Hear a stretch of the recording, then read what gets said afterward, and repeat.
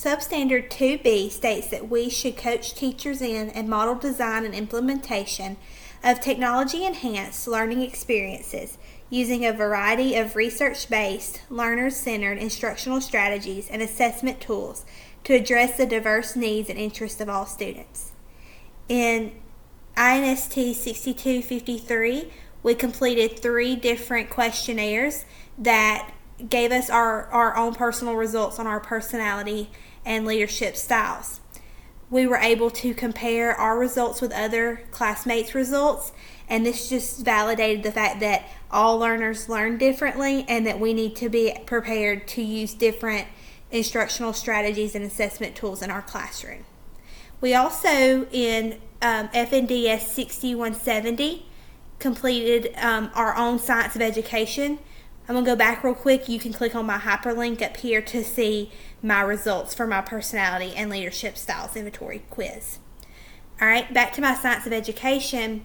We were able to focus on our own personal thoughts, and here's the hyperlink to my Science of Education. I was able to focus on what I believe is the best assessment, my thoughts on standardized testing, how to motivate students,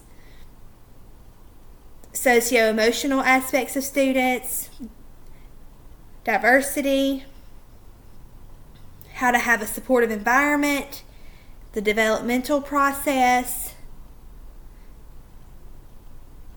Once again, we talked about motivation, that my safe and inviting physical environment, and